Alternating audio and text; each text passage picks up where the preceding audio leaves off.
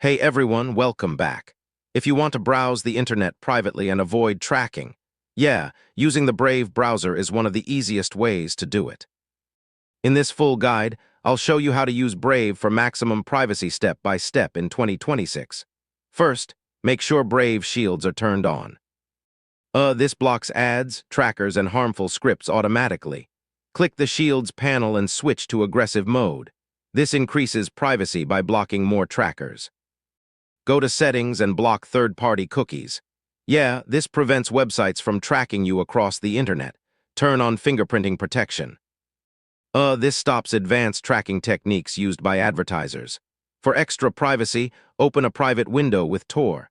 This hides your IP and routes your traffic through multiple layers. If you want maximum privacy, disable autofill and sync features. This reduces data stored in your browser. Check site permissions regularly. Don't allow unnecessary access to your camera, microphone, or location. Clear your browsing data from time to time. This removes cookies and tracking data. Always keep Brave updated. Updates fix security issues and improve privacy protection. Even with a secure browser, avoid suspicious links and downloads. Your habits matter too, and that's it. With these settings, you can use Brave browser with strong privacy and much better control over your data.